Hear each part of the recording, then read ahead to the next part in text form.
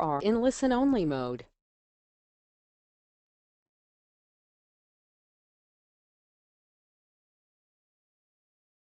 Hi and welcome. Hi, I'm Kerry Fitzgibbon and welcome to our Marathon Nutrition How to Eat Right for Best Performance webinar on this evening. And thank you so much, guys, for taking the time out to come on to the webinar tonight. Now, we've had such a massive response from the last one we held, and a lot of people were disappointed that they couldn't make it along in the end. So I have begged Dr. Shirley to come back. So she has, which is great. We're going to be going through the latest information on marathon nutrition and how to fuel your body for best performance. Now, this is the latest information out there. However, the problem is there is so much information out there and it can get really confusing, right? So we're going to do our best to put you straight, just to dispel some of the myths and give you what the top athletes are doing in terms of fueling their bodies. Okay, so just a little bit of housework before we start, and I know that people are just clicking on now. Some people are just getting online right now. Now, I just want to go through the little box that you've got on the left hand side of your screen. It's called the control panel, and you'll see a little arrow. Actually, I might just flick through to that slide now. In fact, we'll go through what we'll cover in a second. I just want to get this through first. Okay, you'll see this little control panel. I've got it on my screen here, and you'll see the little red arrow there, okay? Now, if you click that, your control panel will go in. If you push it the other way, it'll come out, right? Now, underneath is a little hand, okay? I'm going to be asking questions throughout this webinar. So that's where you have the option to put your little hand up, and I can put it down for you. And right at the bottom of the box here, we've got some questions in that. So what I would like you guys to do for the next hour, because we've got 60 minutes, is turn off all your mobile devices. Don't be distracted, because you might miss some of this great information. Take notes. Allow yourself to be present during this, okay? I know as marathon runners, we tend to be trying to do 101 things at once, but try and allow yourself to be present here, okay? So here, what we're going to start with first of all is I'm just going to get you guys to type into the box at the bottom of the page um, what what is your next big event. So if you could let me know what's your next big event, if you have one. If you haven't got one, say not doing one yet, haven't got one planned, just so we all know. Great. Oh, we've got a few people doing the Gold Coaster. Excellent. City to South, we've got Perth coming up, Woodford to Glenbrook, and a few doing the Gold Coast Marathon. Okay, great.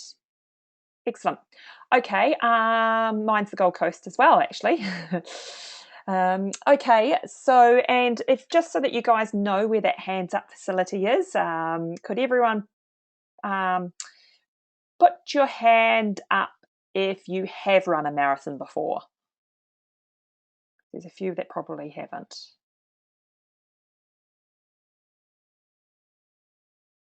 Okay, I've got most of you here.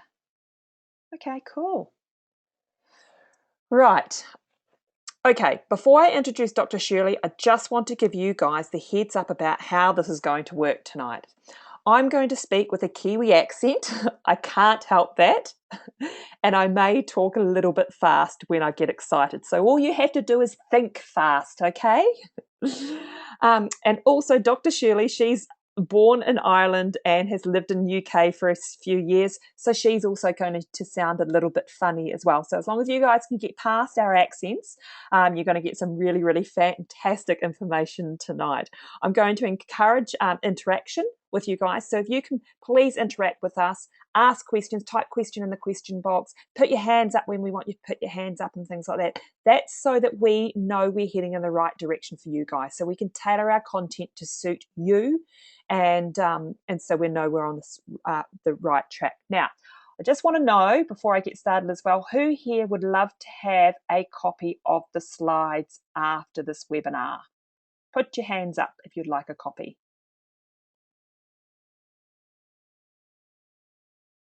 Great. Okay, here's what we're going to do. Can someone please remind me at the end of this webinar, we're going to have a question and answer session. And so we've got heaps to cover in that. I'm going to be nice and busy sort of, taking notes from what Shirley's saying as well. So if someone at the end of this in the question and answer section can actually write in and just remind me at the end of this webinar about the slides, and I'll get them off to you guys. Okay, so can you please take responsibility and do that for me, because I'll probably forget by the end of this webinar. Okay, cool. Right, so let's go back. Now, tonight, we're going to show you how you can fuel your body properly when training, preparing, and running a marathon. But also, if your aim is some shorter distances, okay, the same rules apply. We're going to show you how you can utilize fat for energy, get this right, and you avoid hitting the wall. In aerobic activity, your body has basically three choices of fuel. It has proteins, carbs, and fats. Although at any stage you'll be using, all three, but we want to capitalize on the burning fat, as it provides twice as much energy per gram than proteins and carbs. So Shirley's the expert in this. You can train your body to use this as your main energy source. We're going to go through what types of food to eat for maximum performance, why all sugars are not bad, so what sugars you actually need for that instant energy during the race, how to stay hydrated without overhydrating, and also, when exactly you need those electrolytes during your training and during your event, because I know a lot of people tend to overdose on the electrolytes, or they're really, really confused about this in a race, especially when most water stations, there's electrolytes there. Shirley will be covering when's the best time to have them, and what to eat if one of your marathon goals is to lose weight or to be at your optimal race weight. Now, we only have an hour to do this, and we're going to give you absolutely everything we can and everything we have in that time. But at the end of the hour, because we can only cover so much, I'm going to show you where you can get more help if you want it. Now, let me know if that's okay with you guys, if you want more help after this. Great. Awesome. Okay. So let's get started. Right, just a little bit who we are and why you should listen to us. I'm going to do a little bit less about me. I'm Kerry Fitzgibbon. I've been running for 30 plus years. I've run 6 official marathons, but I've run 50 plus mountain marathons. What I use during those mountain marathons, so we're talking, the 50k above, out in the mountains for 5, 6, 7 hours. It's the same sort of stuff in mental training and nutrition and stuff that I use during that I help with my marathons. I've done adventure racing, which is 24 to 48 hour races, a 5-day endurance race. I've been a New Zealand body sculpting champion, a New Zealand multi-sport champion, and a coast to coast multi-sport top 10 finisher as well. And now I show people how they can perform well and run really, really good marathons, run a marathon, get to that finish line safely, and also get PBs as well in their marathon training. Now, this is the most important person we're talking about today, and that's Dr. Shirley. Okay. Now, Dr. Shirley has had more than 20 years as a food coach, okay, and she's a nutritional expert as well. She's actually a food coach to personal trainers, so and to other people getting their certifications in putting together meal programs and food plans and that. So she is. So she spends most of her time putting together training programs and teaching people how to do this. But she's also an author, speaker, and trainer in nutrition. Now, one of the other things with Shirley is she's featured just some of her cutting edge information. She's always researching the latest in nutrition and that. She's featured on A Current Affair. She's constantly featured in the news, and she's also keynote speaker internationally as well for a lot of nutritional type of events. So Shirley is definitely the person that I've reached out to come speak to us, because I think she's the top of the game at this type of thing. So now I'm just going to have to pull Shirley in. So just bear with me for 2 seconds while I unmute Shirley. Here she is. Hi, Shirley. Can you hear me? Yes. Yeah. Great. Great. Excellent. Thank you for coming and joining us tonight, Shirley. We really appreciate it. It's your second time round, and I appreciate that you've taken your time out again, because we had such a call for people who missed the last one. Okay, it's great to be here again. I really enjoy talking to everybody, so I'm happy to do it again. Great. Now, what I'm going to do is I'm going to hand over the reins to you. So I've just got to hand you over as the organizer. It's just sometimes a bit difficult to change presenter. There we go. Okay, now you'll have a little button pop up now saying that you're about to take over as presenter.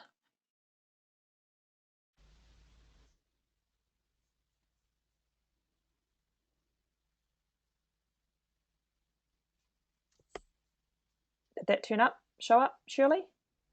Mm-hmm. Yep, Oh. yeah, clicked it. So there we are. Oh, perfect. I can see you now. Yes, excellent. So tell us a little bit about you, Shirley, and what you've been doing, and you've done, actually, you just recently did an endurance race yourself. Yes. In January, I did a charity ride, which was 150 kilometers, and I did it on an elliptical machine or a street strider, a couple of different brands of them, and that was through the hills of Lismore up to the Gold Coast and finished at Surfers Paradise. So I do have a little bit of experience with endurance events, and yeah, That's been doing amazing. that sort of thing for years and years. So yeah, I know what I'm talking about to a certain extent. Yeah, awesome, great. Okay, do you want me to start? Yep, that'd be great. Yep. Okay, so just to cap on what Kerry said, and thanks very much for that very kind introduction, but I've also been a GP for over 30 years and seen a lot of patients, athletes as patients, so I'm very familiar with adrenal fatigue, chronic fatigue, burnout, overtraining, all these sort of syndromes as well. So I just wanted to fill you in with all the latest information and research on what's happening in nutrition and how it can improve your performance. So, as we just mentioned at the beginning, one of the problems with endurance events is you tend to hit the wall, and that's because you've used up all your glycogen stores. So when you eat carbohydrate, it's stored in your muscle and in your liver as glycogen, and it's our easy way to gain energy. Glycogen is easily broken down into glucose, and then it goes to our muscles and our brain and is used pretty quickly for energy. But you can only make a limited amount of glycogen, and what we find that no matter how much carb loading you do in the days coming up to a race, you can only make a certain amount of glycogen for you. So everyone's a little bit different, but you can only do a maximum amount of glycogen for yourself, and then when it's all used up, you hit the wall, and it can come on pretty quickly. So all the professional marathon runners and endurance runners, Olympic runners, they all now train their bodies to burn fat as well as carbs for energy. And that's what I want to be talking to you about this evening, how you can do that, and little tips and hints how to make that easier for yourself. Okay, so you want to increase your stores and efficiency. You want to also, by doing this kind of training, you also use glycogen more efficiently. Now, when your body has carbs presented to it, it's always going to burn carbs first because that's the easiest one. It can burn fat for fuel, but that's a secondary fuel resource. Carbs come first, and until all the carbs are burned out, you're not going to be burning fat for fuel. However, you can actually train your body to burn fat for fuel, and I'm going to tell you how you can do that. Not only that, but the quality of your diet is very important in this process. So there's good carbs and bad carbs, there's good fat and bad fat, and good protein and poor protein. And I know that some endurance athletes, they do eat lollies and sweets to give them quick sources of energy, but you're getting some bad elements in your diet with that sort of thing as well as processed food, fast food, and too much reliance on protein powders and also those snack bars. So if you want to improve your timing, and we know that a lot of athletes now are looking at this, cleaning up their diet, eating really healthy foods, and noticing an improvement in their performance. So that's also something I'm going to talk about, how you can just get the edge, just get a faster time, get longer endurance, be able to tackle your events in a better way by cleaning up your diet. Okay, so first of all, we're going to talk about improving fat burning for fuel. And you really want healthy fats. There's no point eating a lot of bad fats and then trying to make your body burn those, because your body will react against it, and it doesn't like bad fats. It causes inflammation. So you want to eat lots of healthy fats, but you also need to stimulate the enzymes which use fat for fuel. So as I said before, your body's going to prefer to use carbs when it's got carbs, so you actually have to encourage your body to use fat for fuel. And at the same time maintain good quality carbs, not the empty carbs that come with fast food and sweets. Now you can see this person here, and the picture doesn't have very healthy fat. He's got a lot of abdominal fat, which tends to cause inflammation. But I'm not talking about that. I'm talking about using healthy fats that you eat in your diet that you can convert to fuel pretty quickly. So how do we do that? Well, you're going to increase the amount of healthy fat in your diet, but you also want to induce fat burning with your running. And you want to run in a fasted state. So you want to run when your glycogen's low, but not all the time. This is something that you want to start well before your marathon. So, you know, a couple of months before your marathon is coming up, you want to start inducing fat. And maybe pick just one run a week to do this in a fasted state, and you want to pick slow, easy run days. So days where you're just doing a short run and it's not very intense, so low to moderate intensity, about once a week, and first thing in the morning when your glycogen stores are already low. So when you're not eating overnight, you're using up glycogen, and usually by the morning your glycogen stores were pretty low, if not absolutely empty. And this is a good time to go out and stimulate fat burning. So just one day a week in a fasted state, so you don't have anything to eat before you go out. Low intensity, just a short run, and then for the other high intense runs during the week, that's when you do your carb loading before you go out, and even the night before. So we're just talking about once a week, and that's getting those enzymes working. That alongside the carbs, you're getting the fat burning enzymes building up as well, so that they can use fat for energy during the run and also when your glycogen runs out. What about people, sorry, just for 2 seconds, what about the, so if someone can't get out first thing in the morning to do that, what's your suggestion if they can't get out to the afternoon? Okay, so you can do this late in the afternoon as well, or into the evening, but you just got to make sure that your carbs have been low throughout the day. So perhaps carbs in the morning and then nothing more until you go out, probably about 8 hours between your last carbs and when you go out running, so that your glycogen stores are completely empty when you're going out. So you're forcing your body to use fat for fuel in this run. So it can be done, 4 or 5 o'clock in the evening, or even up to 7 or 8 o'clock. Okay, thanks. Okay, now healthy fats. So what is good to eat? Well, the first thing I want to put up there straight away is saturated fat, because we know now saturated fat is good. And you may be aware of lots of discussion in the media, lots of discussion between doctors, but really the research, people have gone back and looked at the research over the last 40 years. And I spent a lot of time reading up on doctors' research, cardiologists, all the experts. They've re-looked at it and decided that really the evidence is not there to say that saturated fat is bad for us. And we know that the vast majority of people have been cutting down on their fat intake, and actually obesity has been increasing. So low fat isn't working, and the research is not showing any problems with saturated fat. However, not all saturated fat is good. I'm going to talk about that a little bit more in a second. But vegetarian sources of saturated fat, such as coconut oil, great for running and for burning energy, because coconut oil is a certain type of saturated fat called a medium chain fatty acid. So it's not short one. and it's not very long.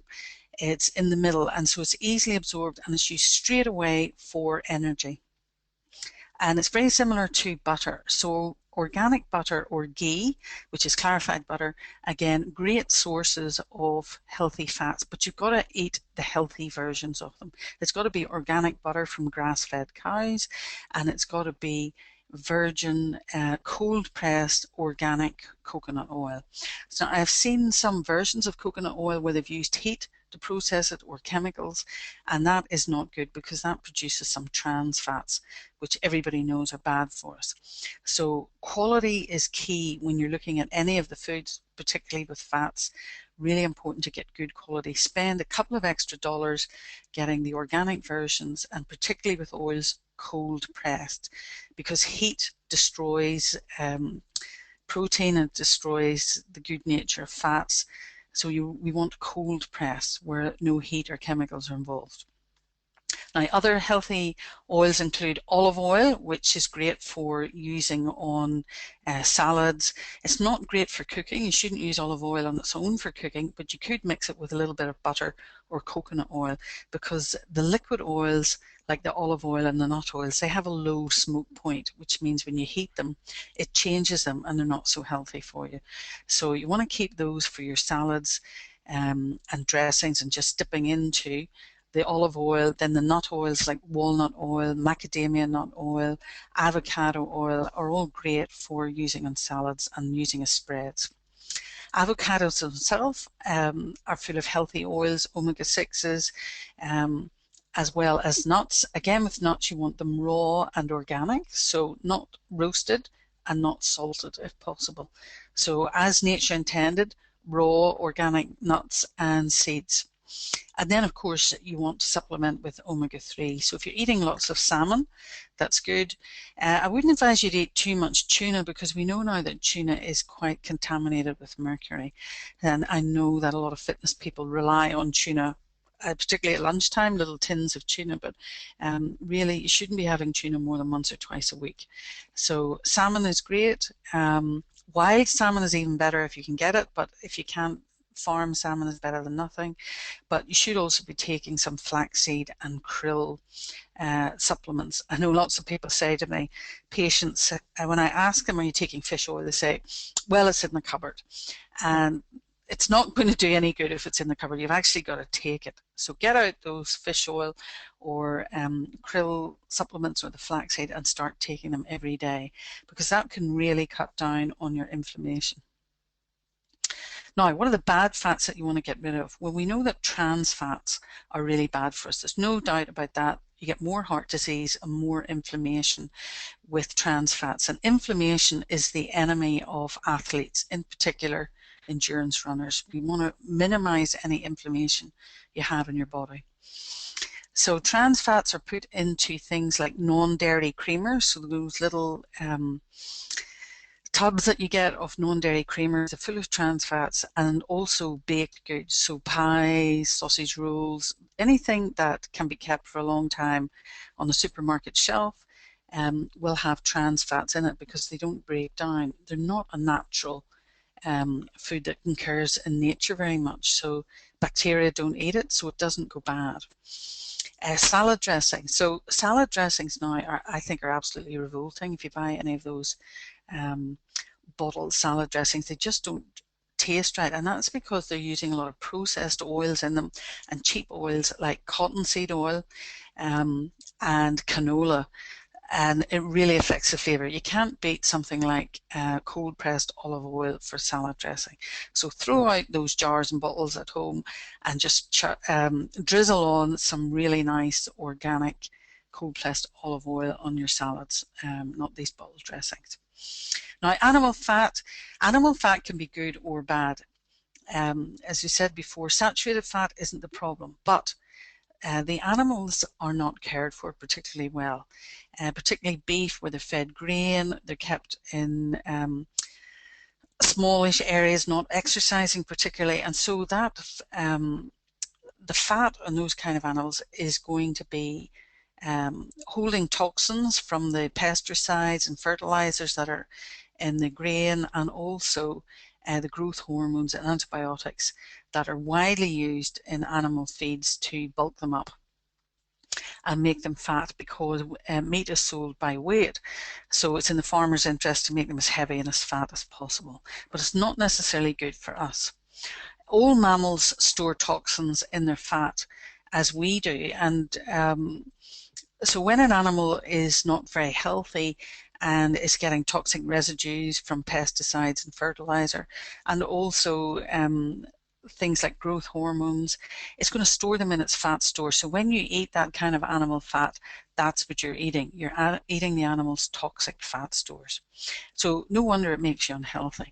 So you've got to choose carefully the quality of your meat. Go for organic meat all the time if you can get hold of it, because there is a huge difference in the way that animal's been reared. You want grass-fed, but also grass-finished. Make sure that it's been eating grass the whole way through its entire life, because a lot of cattle, particularly here in Australia, are grass-fed up to a point, and then they're sold and fed grain to fatten them up just before slaughtering. So go for the high quality organic free range, particularly with chicken. Again, when you look at how chickens are reared, not very healthy, not exercising, not getting outside, and not getting the full range of nutrients that they need. So that's what you're eating when you eat ordinary supermarket chicken. So go for free range organic every time, because it's really, you'll notice the difference in how you feel, you notice the difference in your health, and you also notice the difference in your performance when you change to these healthy foods.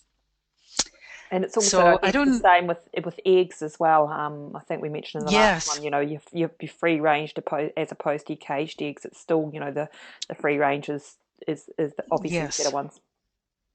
Definitely, because with chickens, they eat a variety of foods, and if they're left outside in the yard, they'll eat a variety of insects and bugs and spiders, and they'll be getting protein and nutrients from those sources. But when they're kept in these barns or indeed in cages, they're not exercising and they're not getting access to any of that extra protein and nutrients. So it's really not a very healthy food.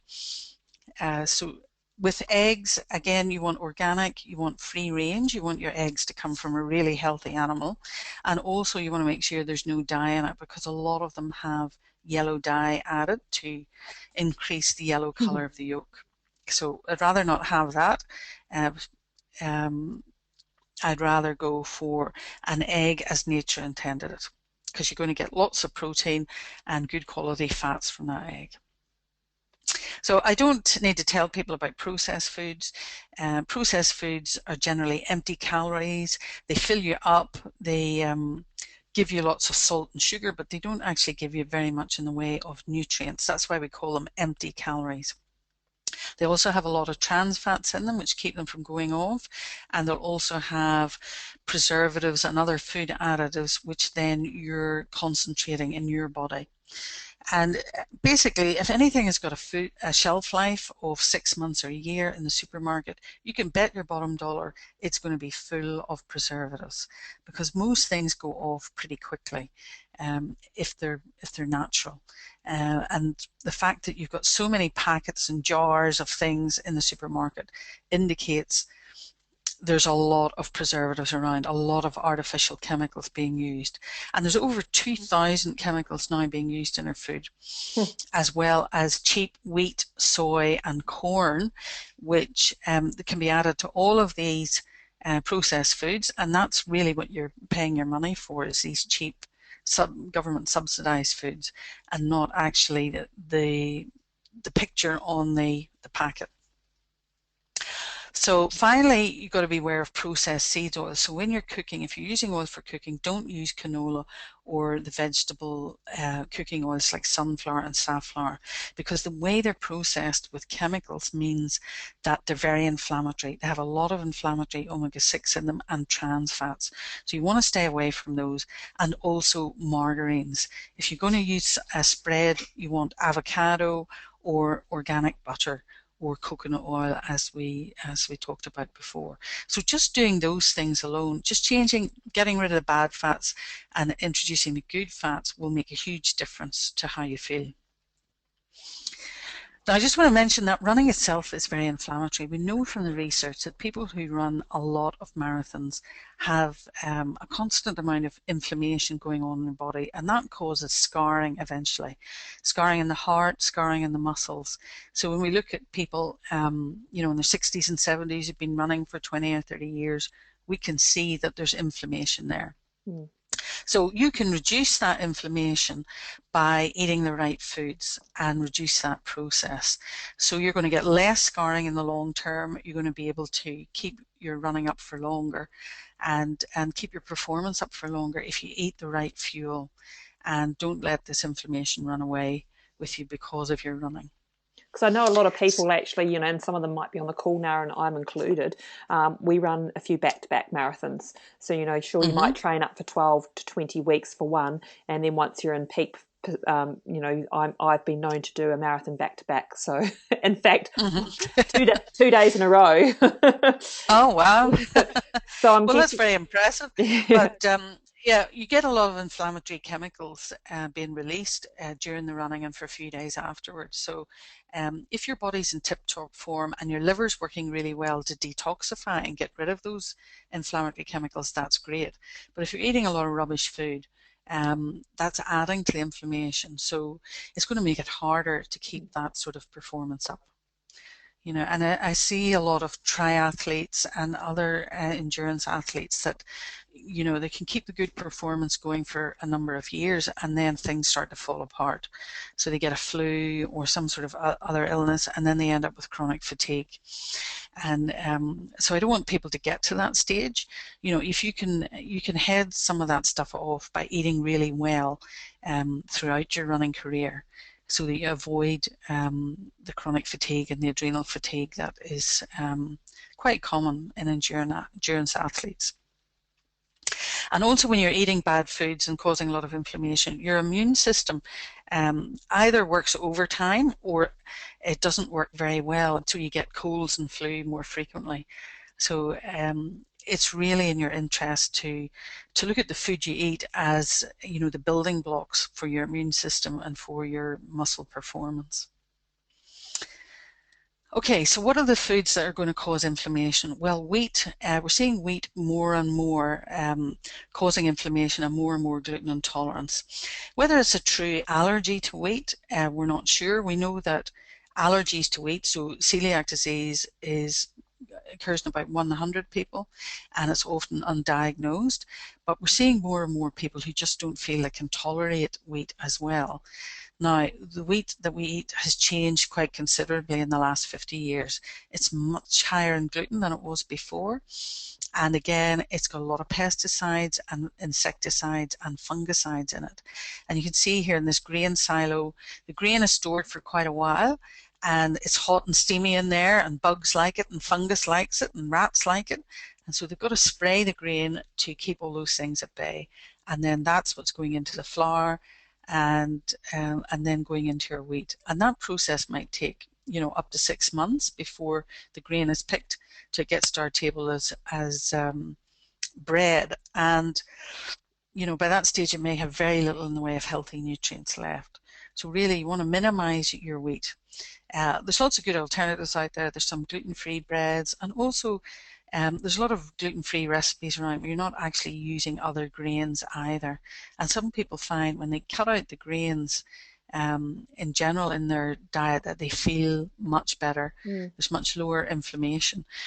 It's a personal thing. Some people find that wheat's okay. Some people can tolerate other grains.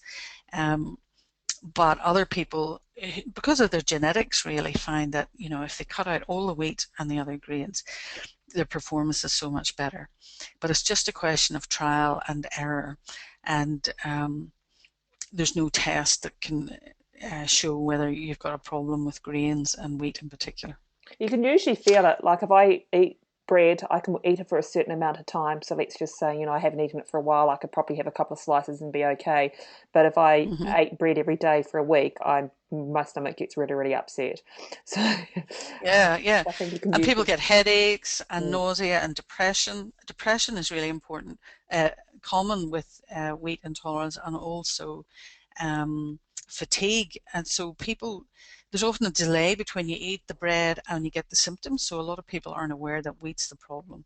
And the only way to really do it, because the tests that we have are not that reliable, I see a lot of people who've had negative blood tests and told that they don't have celiac disease, but really they feel much better when they exclude wheat from their diet. So what I do is tell people to exclude wheat for a month, be really strict about it, and then do a challenge of 6 slices of bread a day for 3 days. And if you have a problem with wheat, that will surely bring it out within a few days.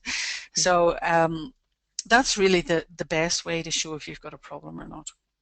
And also keep a symptom diary, because a lot of people feel down and tired and they don't really, for no reason, they don't really know what's going on, and then they realize that it's coming on a few days after they eat wheat. Because wheat has chemicals in it which are like endorphins, and they give us a bit of a high, and then when you withdraw from it you can feel quite down and depressed and tired. So that's just a little tip for you. If you're having some mood swings, look at wheat and grains. Now, we've mentioned bad fats and trans fats. We certainly want to get those out of your diet and replace them with lots of lovely, healthy fats. And at the moment now, what I'm doing is I'm having a tablespoonful of coconut oil every morning, first thing, just straight out of the jar. Coconut oil actually tastes really nice, and it's solid at the moment because the weather has cooled down and it's really easy to eat. So if you want to have a go at that, just say even a teaspoon in the morning will just set you up for the day and help to balance your appetite hormones. Yeah, do you mention that further on, or did you want to mention that now about like I know at the last webinar you were saying that if you ever feel like you're not switched off with the with your appetite, do you mention that now? Or? Yes. Yeah, I've got a slide a little bit further on about carbs, cool. but maybe we'll talk about it with the carbs. But yes, it does. Oils in general help to balance your appetite hormones, and I'll explain that to you in a moment. So trans fats, now fructose and sweets, we want to cut those out. You can have some glucose and some good carbs, so low GI carbs, pumpkin, sweet potato, those sort of things are okay, but you want to stay away from the sugar and in particular the fructose. I'll talk more about that in a second. And again, fast food and processed food. I know when everybody's busy and you're training and working long hours as well, it's very tempting just to stop off at Macca's on the way home. But really, it's setting up your body for a lot of inflammation. And if you've ever driven past any of these places, like KFC at night when they're closed, and smell the really bad smell of fat coming out of the buildings, even when everything's turned off, you know that's what you're putting in your body when you buy these foods. So it really is very important to get those out of your diet. Again, processed food, when you go to the supermarket, shop around the outside, buy the fresh food, fruit, vegetables, meat, nuts and seeds, and avoid all the packets in the middle. So let's talk a little bit about carb intake. Now, unfortunately, there's no easy answer for anyone about how much carbs they should eat. We're all a little bit different, and that's why with your training, what you should be doing is starting out, 20 weeks before and experimenting with different carb intakes until you've decided what goes best for your body. And it can vary between 3 and 10 grams per kilogram per day. So if you're doing days when you're just doing an hour's training, sort of light run, 4 grams per kilogram is a good rough estimate, just to try and then tailor that to exactly your needs. But if you're doing more than 3 hours, so if you're doing long runs, you probably need as much as 10 grams per kilogram of good quality carbohydrate. And you want to keep your fructose down to about 50 grams per day. Now, people ask what sort of fructose is all right. The problem with a lot of sweetened foods is they have high fructose corn syrup, which is inflammatory, and also you can eat a hell of a lot of fructose without realizing it. So if you just cut that out of your diet, you're going a long way to reducing your fructose intake. And a couple of pieces of fruit per day will probably be around 25 grams, depending on what kind of fruit you're eating. And fructose in fruit is not a problem because it's in there with fiber, so that slows down the absorption, and you're also getting all the nutrients from the fruit. So you're getting the vitamin C and the flavonoids and the B vitamins that are in the fruit. So it's any fructose that's going to be there is counteracted by the nutrients. So a good rule of thumb is less than 50 grams. If you want to be really strict, 25 grams per day, and that's 2 pieces of fruit. But everyone is different, so I would advise you at this stage to experiment with what suits your carb intake best for your running and for the amount of running that you're doing. Now, when we look at when you eat carbs early in the day, that sets your body up for sort of yo-yoing blood glucose, and it also sets you up for hunger and food cravings. So when we see in this slide, the blue line is your blood glucose. So you start off first thing in the morning and maybe have a high carb breakfast. So typically people have breakfast cereal and toast, lots of carbs and inflammatory foods as well. So the blood sugar shoots up, and to deal with that, then your insulin goes up. That brings your blood sugar down, and before you know it, within a few hours, usually 2 or 3 hours, your blood sugar's gone quite low, and you might even feel hypoglycemic. And what that means is your body then starts craving more carbs, so you fill up with more carbs at morning tea, maybe a big chocolate muffin, and your blood sugar goes up, and then your insulin goes up again, and then same thing happens, blood sugar goes down, you start craving carbs, eat carbs, and it goes up again. So you get this yo-yoing of the blood glucose going up all day, and that keeps you hungry. That keeps you craving carbs and keeps you hungry, which is not good for your training because you want to be focusing on also protein and healthy fats, but it's not good for your pancreas either. So you see that your insulin's going up and down, you're getting these pulses of insulin, and over a number of years you get diabetes because your pancreas gets tired putting out all of this insulin all the time. And when your insulin is high, insulin acts to get glucose out of the blood because glucose is quite toxic to the blood cells. So it's your insulin's highly motivated to get that out of there, and one of the places it wants to put it is into fat stores. So when your insulin's high like this throughout the day, your fat stores are going to be taking glucose in, and it's not going to be releasing them. So if you want to lose weight, you want your insulin to be as low as possible and to stay low throughout the day.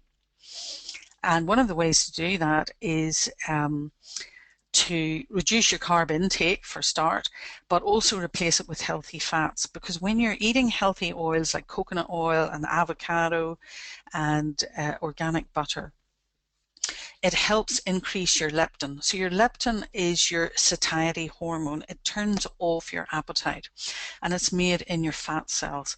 So it goes from the fat cells to the brain, and it says to the brain, stop eating, we don't need to eat anymore, we're full. But it doesn't work very well in people who are overweight. And when the brain is in an inflamed state with inflammatory foods, it can't pick up the leptin messages. And one of the ways you can increase your leptin is to eat healthy fats. So actually eating fat, eating oils, increases your leptin levels. And so it's really good for weight loss as well as fat burning for exercise and endurance. And one of the little things you can try yourself is on days when you feel really nibbly and hungry and you're in and out of the fridge and picking up things, you just don't feel satisfied. That's because your leptin isn't working very well. Either your leptin levels are low compared to your other appetite hormones, or you've got a little bit of leptin resistance going on. And a great way to stop that is to take a tablespoonful of coconut oil. So you can mix it up with some chocolate, or you can put it in a smoothie, or you can just take it neat. And I guarantee if you take a tablespoonful of coconut oil in one of those 3 ways, within an hour you'll find your appetite has gone, and you just feel satisfied, you feel relaxed, and you're not craving food anymore. So that's a little tip to try just to prove to you that what I'm saying is correct. That's great. So so everybody try that, and you can let us know the feedback. But I use it all the time, and I use it particularly with my obese and overweight clients as well. Okay, so just a little bit, another word about fructose. Glucose is easily absorbed and utilized. In fact, it's the fuel that our brain uses. So when you're very low in glucose, your brain doesn't work very well. You can't think and can't make decisions. But fructose is absorbed in a different way. It's broken down by the liver, and it makes toxic byproducts a little bit like alcohol. So, and those are toxic to your liver. So if you're eating a lot of fructose, so fizzy drinks and sweets and lollies and that sort of thing, your liver's having to work pretty hard to break down the fructose. And we see that now with lots of people having fatty liver. Because it's just like drinking, you know, and also people sometimes feel a little bit hungover with the if they've had a bad day with lots of fructose, then the next day your liver's having to work really hard to detoxify, just like having a heavy night on the booze. Your liver has to work very hard to detoxify. So as we said, 2 pieces of fruit is okay, is a good starting point. Added fructose is not good with your high fructose corn syrup and sweets. And again, with sweets, you've got to be careful that they make sugar out of wheat, and that can be written on the ingredients as wheat glucose, or it can be maltodextrin. So if you see something labeled maltodextrin, then you can be sure that there's wheat in it. Particularly sweets, and licorice, of course, is full of wheat. It's just like cake. So either get a gluten-free licorice or maybe leave that out while you're training. Okay, so that's all I want to say about carbs at the moment. A little bit about sports drinks versus water. People are often unsure what to do, and I've seen people with endurance runs get very dehydrated because they're just drinking sports drinks. Sport drinks are, there's a lot of science goes into the best level of glucose for sodium absorption. So when you're doing long runs, you certainly do lose a lot of sodium in your sweat, and you need to replace that. And there's a certain level of glucose that is optimal at. But if you're just drinking that and not any water, you can get quite dehydrated. So what I suggest is that with shorter runs, less than an hour, you don't need to replace the sodium. So just stick to water alone. With runs longer than 2 hours, you can take sport drinks and possibly alternate them with a sport drink at one stop and water at the next. With runs 1 to 2 hours, you can again alternate, or you can dilute the sports drinks with water. So definitely for the short runs, it's not necessary to have a sport drink. And I tend to go for something like amino acids while I'm running anyway, rather than sport drinks. And then with the intermediate ones, you can alternate them. So you can get those amino acids. You can pick them up from any kind of sports. Yeah, sports store, nutrition sports stores. Yeah. I'll talk about that in a second when I talk about protein. I'll give you a little bit more detail about that. But just coming up to your training, so you should have been fat loading in your 20 weeks out when you're starting your training program to induce your fat burning enzyme, so that you, while you're running long runs, you're burning fat as well as carbs. But then 10 days before the race, this is the optimal, which the exercise physiologists have discovered, and they've been doing a lot of research about this. So you want to be fat loading 10 days before a race, and again, those good quality fats, around 50% or more of your calories from good quality fat, so your body is used to breaking it down and using it for energy. And then so that's 10 days up until 3 days, and then 3 days out you start your carb loading, and 70% from carbs. And of course, preloading with water. As I'm sure a lot of you know, there's no point drinking water the morning of the race. You've got to start with water 2 or 3 days before, so it gets everywhere. It's your muscles are well hydrated, your brain is well hydrated, your feet are well hydrated, so that you know, on the day of the race, you don't need to be drinking large amounts of water just before the race. So you're going to have to be stopping and going to the toilet a lot, or feeling bloated and wobbly as you're running around because you're overloaded with water before the race. So start your water preloading 2 to 3 days out.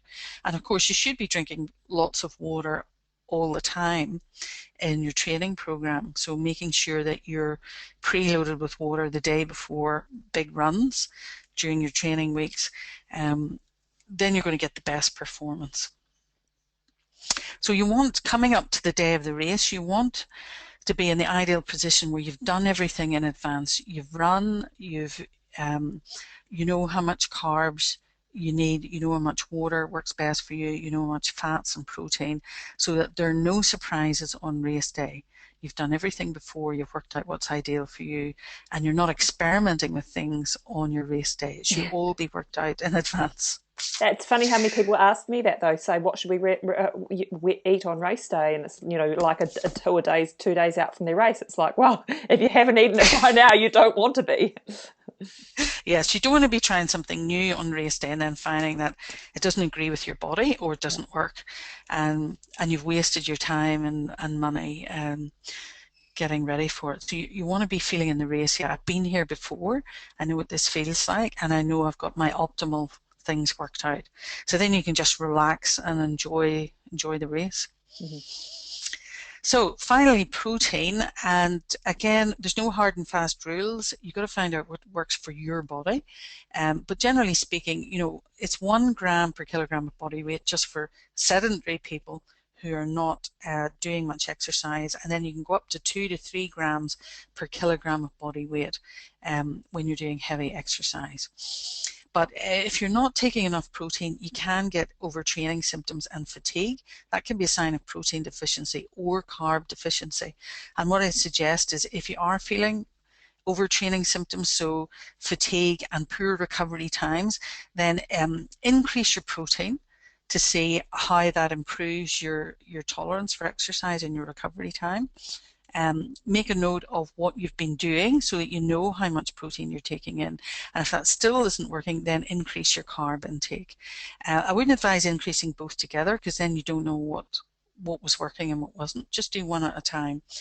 And I would say increase the protein first, and then if that doesn't work, increase the carbs as well. Most people are aware that within 1 hour of exercising, before and after, is the best time to take your good protein in so that you can use that protein to build new muscle. And so you want to be topped up with amino acids before, during, and up to an hour afterwards, so that over the next few days you can build muscle. And I haven't mentioned anything about rest, but we all know that rest is vitally important in a training regime. And some people find that when they rest more, they actually perform better, because it's the rest days where you build muscle, not your exercise days. Your exercise days, you take in the amino acids and you're stimulated to build muscle, but it actually happens within those couple of days after a big run. So make sure that you rest as well. I find the best thing to take before and during exercise is branched chain amino acids. These are essential amino acids that we can't make in our body. We have to take them in. But if you get one of these branched chain amino acid preparations, they're absorbed really quickly, and they're often mixed with carbohydrate. So you're getting carbs and protein in the same preparation. So I found for my endurance run that worked really well throughout the whole run. I was doing 50 kilometers. I didn't actually eat anything during the 50 kilometers at all. I just topped up with the amino acids and the carbs, and then I had a great meal later on after the exercise was over. I felt that worked really well. They're easily absorbed. If you're going to use protein powders, then whey is better than casein, because casein is quite an irritant kind of protein. A lot of people are intolerant to it, and it causes inflammation. So you get better results with whey rather than casein if you're going to use protein powders. And don't forget vegetarian sources, because they can be really healthy, and we're now getting sources of vegetarian protein which have a good range of amino acids. One of the problems with vegetarian sources of protein is that they're often short of 1 or 2 amino acids, so you have to mix them. You can't just rely on one vegetarian source. But for example, hemp is great. Chia and quinoa are also good sources of protein. Spirulina is an amazing source of vegetarian protein, and greens as well, and also pea protein. So you can add these to your smoothies rather than relying on cow's milk protein all the time. And we have now we have lots of vegan marathon runners and athletes and bodybuilders who rely on these kind of proteins all the time. So it can work. You've just got to do your calculations properly and make sure you're balancing out all your amino acids. So don't forget about overtraining and fatigue, and experiment well before the race with increasing your protein and good quality carbs. Okay, so just in summary now, I just want to remind you that all advice is general. Everyone's different. You've got to experiment, work out what's best for your body. And so start that early so that there's no surprises on race day, and just relax and enjoy it, because you've done all your preparation and there's not going to be any shocks or surprises for you. So that's all I'd like to say at the moment. I hope that you've enjoyed it and the information has been useful to you. And now I think we want to focus on what we can do for you individually to help you improve your performance and your endurance. So I'll hand you back over to Kerry for this part of the webinar. Thanks for that, Shirley. Right, I'm not showing my screen. Thank you for that, Shirley. Gosh, this is the second time I've heard that. And you even gave me even more information now. So I don't think that you can just sort of hear this stuff once necessarily and take it all in, because I swear, there was things there that I was like, wow, I know you've already spoken about this, and but I certainly learned a lot more this second time around. And I guess that's sort of the basis of, remember at the start of the webinar where we said, if you'd like us to show you a way where you can actually get more help with this, that we're going to, show you how we can help you and how you can get hold of Dr. Shirley's and her plans and her recipes and more, because, this is great information. This is up-to-date information. This is, how you can actually utilize fat, how you can, good nutrition. Simply, good nutrition can help your performance. It can help reduce your injury. It can help you, get your body in the best possible shape, reduce fatigue and burnout as well, and also, reduce illnesses. And all this is a contributing factor to nutrition. And a lot of people don't actually probably pay enough importance with nutrition in their marathon running. And I hear this time and time and time again. The marathon training program is important. I think the nutrition's, if not more important, because it helps your body in that. So I'm just going to show you how we can help you. Now we've put together, or Dr. Shirley's put together, a couple of nutritional programs that can help you do this. And I'm just going to go to the site so I can go through them rather than reading off here, so you can see exactly what we're talking about. And then we'll go to questions after this.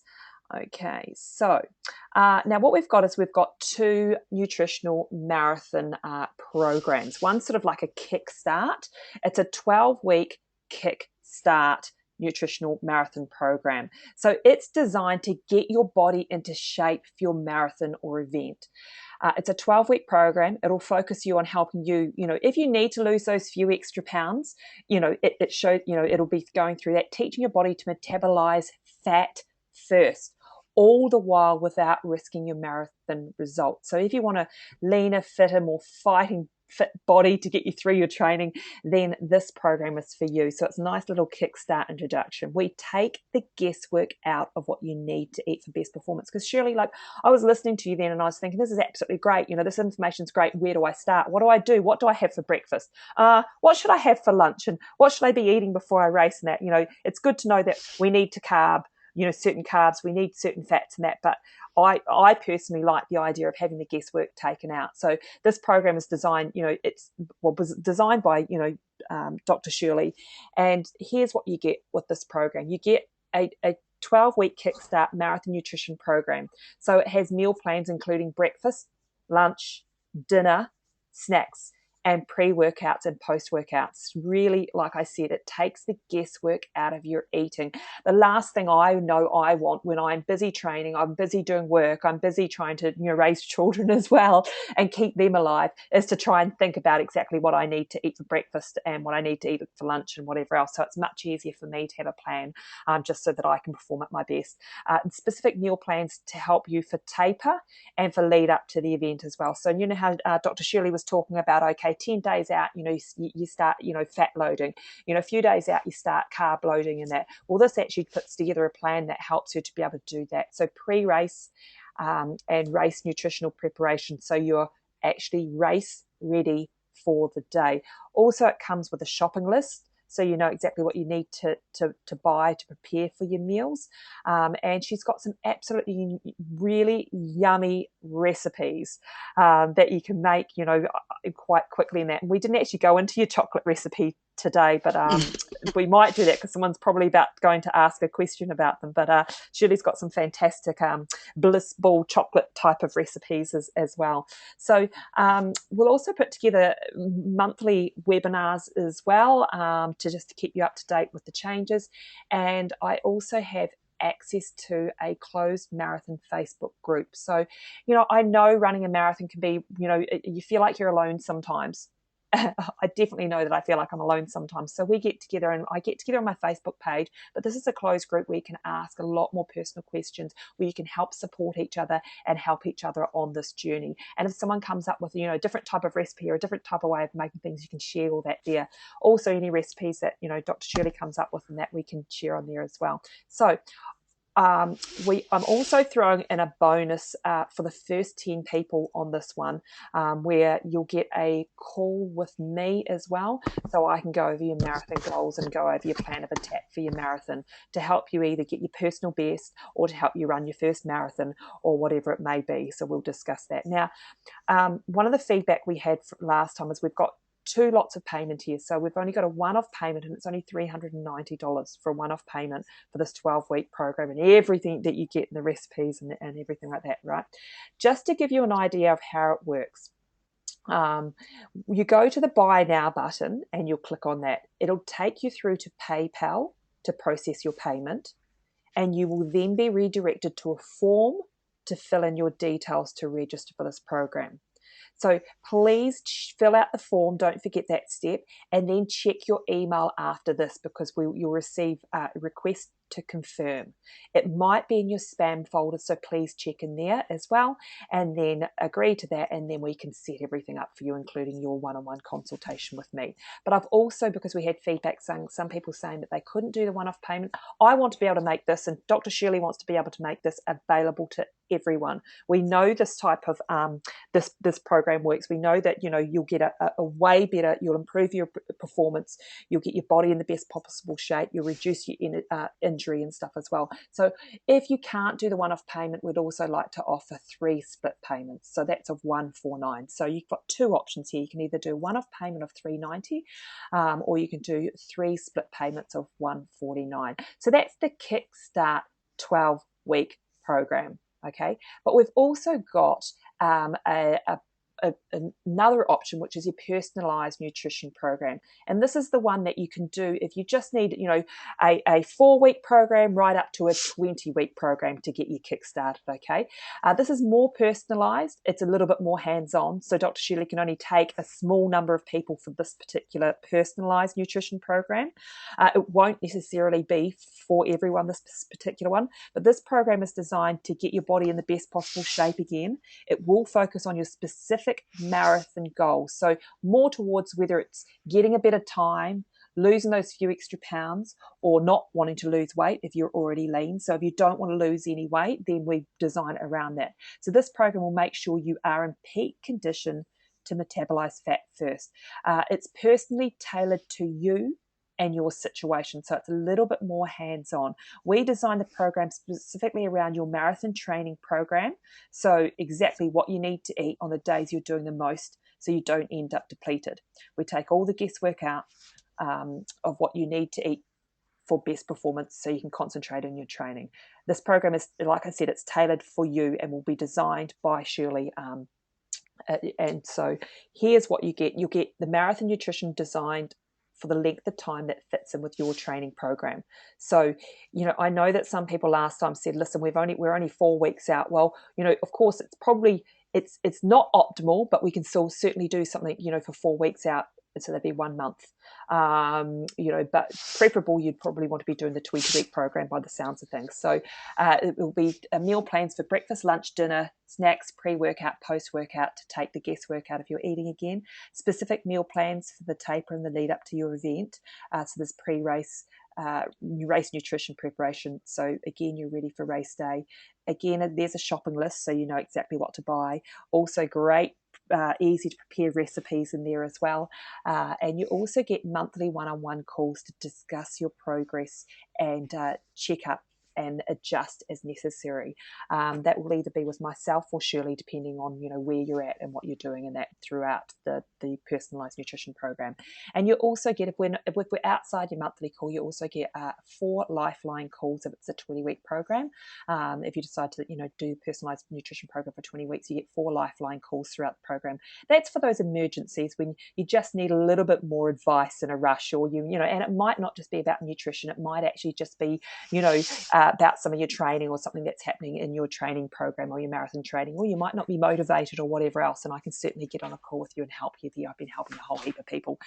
Again, you also get access to the the monthly webinars as well to keep you up to date with any changes, and also access to the closed marathon Facebook group as well. So the gold program, which is a personalized nutrition program, is $249 a month, depending on how long you want to stay with the program. Okay, so if it's a 20-week program, it's $249 a month during the 20 weeks. Okay, again, the same thing happens as you go to the subscribe for the personalized marathon training program.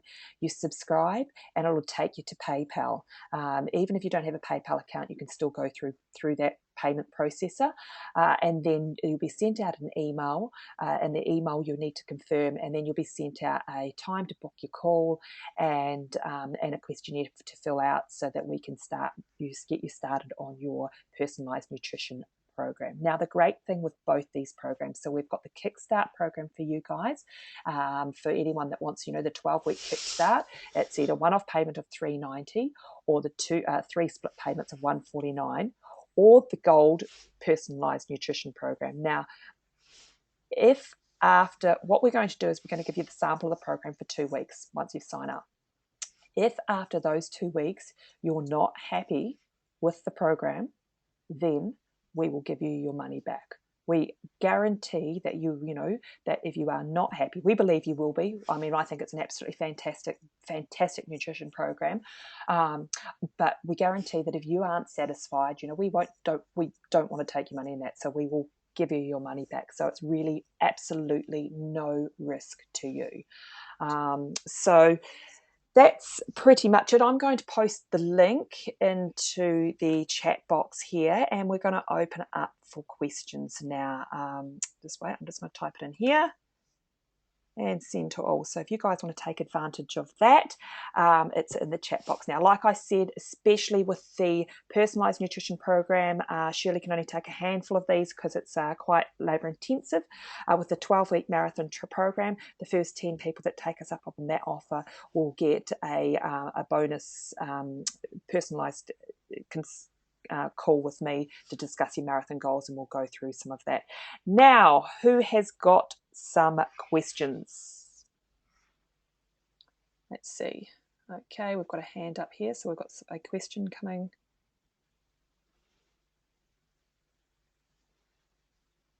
You have to excuse me, I'm just scrolling through the questions here. Oh, a few things. Okay, we've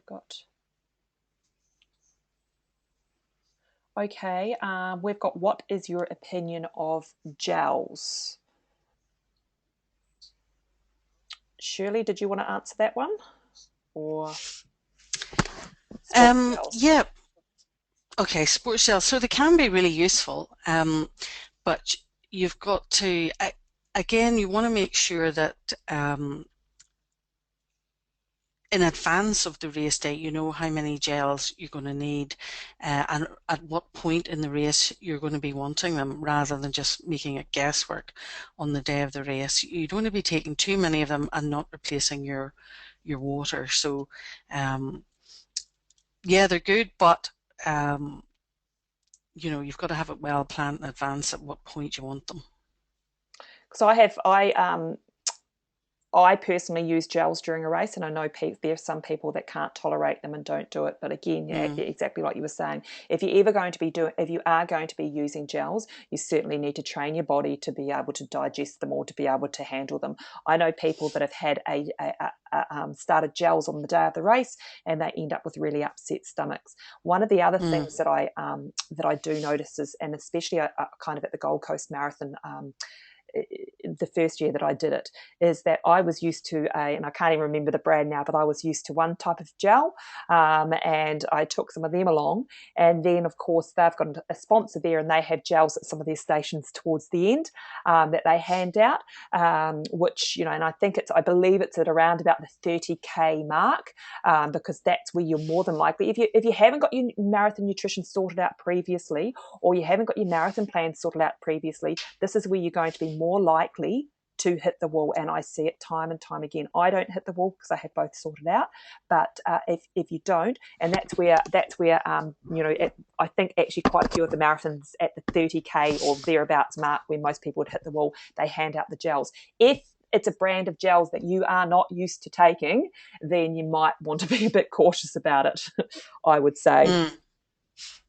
Yes, and the thing is, if you prepared properly and you've got your fat burning going, then you're not so reliant on the things like gels, because you're not hitting the wall, because you're dealing with carbs better, so you've got more glycogen that's going to last longer, but also you're burning the fat, so you're not so reliant on building up your carbs again.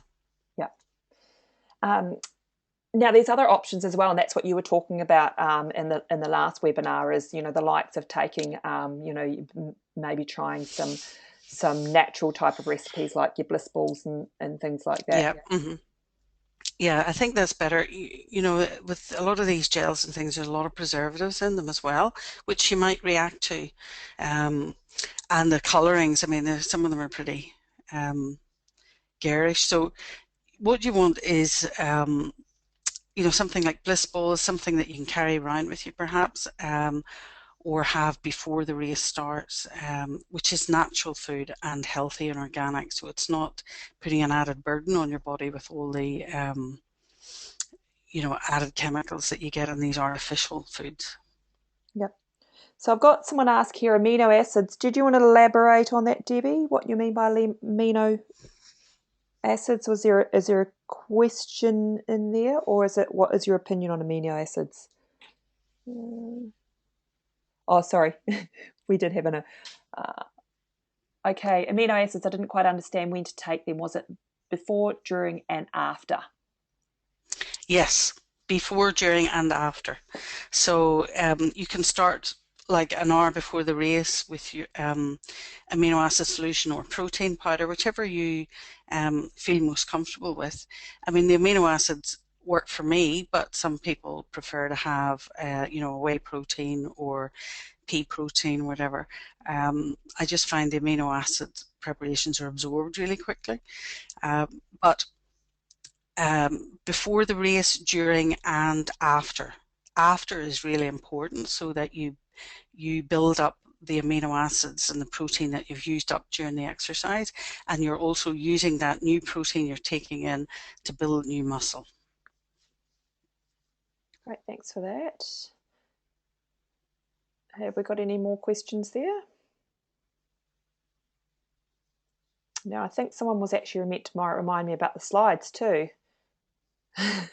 And no one has yet. Luckily, I've reminded myself. Okay, aha, there we are. We've had someone say slides, please. Okay, right. If that's all for the questions right now, while we've got Dr. Shirley on the line, I suggest that you fire away if you can.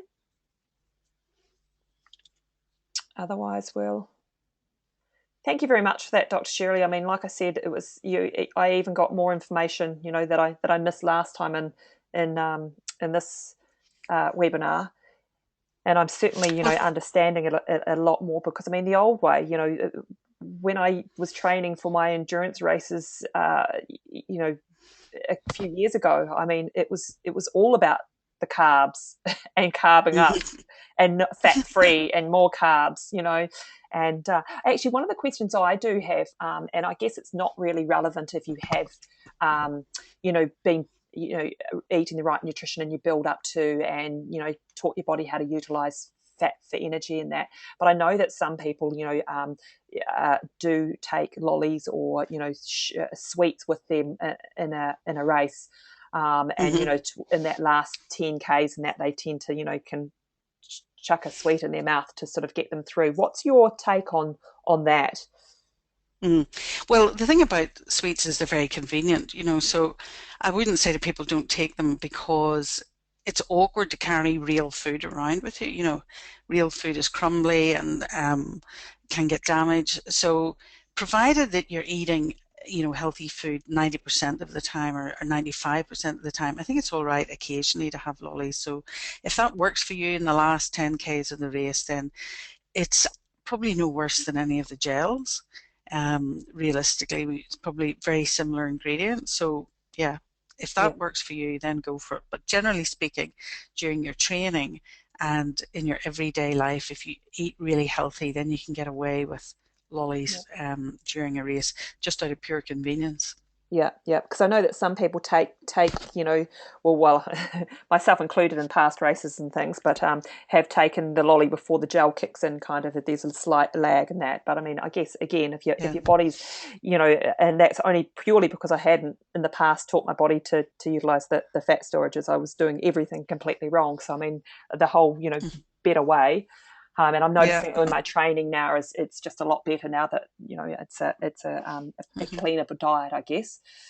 Now we've just had another question with amino acids during exercise. If you feel hungry, you take them. So that's a question.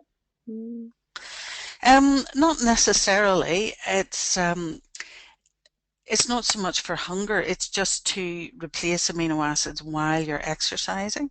So if you get these amino acid preparations in the health food shop, it'll actually say on the tub, for before, during and after exercise. So what I was doing was alternating them with water. So drinking, making up the amino acid preparation and drinking that, and then a bottle of water, and then more amino acids, and then more water, so that I was getting a constant supply of the amino acids during the exercise, and I think that gives you a better outcome in the long run.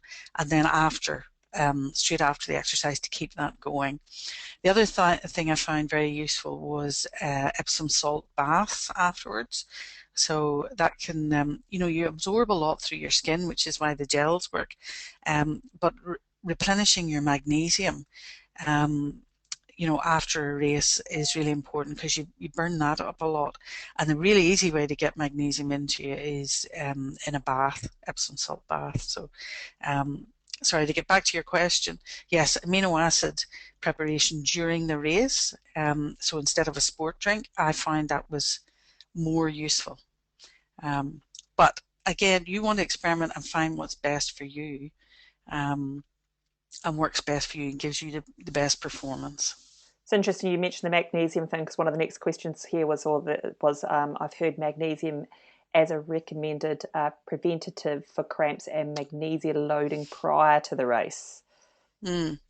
Well, everybody should be magnesium loading all the time because we need so much of it. It's involved with over 300 processes in the body, and magnesium is what makes plants green, and we're surrounded by greenery. We've evolved to use magnesium a lot, and none of us are eating enough of it. green leafy vegetables, probably the best source. Things like raw chocolate, other other healthy foods, nuts and things have got magnesium in them, but that's why you need to eat your greens every day. We don't store it particularly well. We use it up a lot. So lots and lots of greens juices, alkalizing greens, will build up your magnesium in advance and prevent cramps um, in your muscles. And then the magnesium, if you're going to have an ice bath after the race, you can put Epsom salts into that. Or just sit for half an hour in a cool to lukewarm bath with Epsom salts in it, replenishing the magnesium, and it'll get straight to your leg muscles and your arm muscles pretty quickly. Someone's just asked, is dairy free a problem? No, not at all. And there's a lot of people now can't tolerate cow's milk and are looking for alternatives. We've been kind of brainwashed into thinking that dairy is the only place that we can get calcium, but actually vegetables are a much better source of calcium because you're getting calcium and magnesium together. So, I don't eat much dairy, and I've got great bones. I haven't eaten much dairy for years, so we don't need it. It's much better to get it from carrots and spinach and other vegetables. Certainly, if you go back in time, ancient humans didn't drink milk at all. So, we survived for millions of years without it. Yep. Okay, that appears to be it. Again, we've come to the end of the questions. Just making sure that there's no more.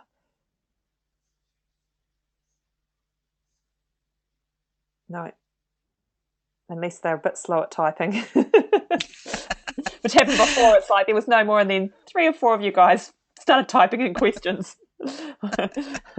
which is great. Okay, well, thank you so much, Shirley. Again, it's been really, really great having you on this evening, and thank you guys for sitting in. We've gone over the time, so it was really, really great that you've stayed up this late, because I know many of you, like myself, will be getting up and doing a run early in the morning.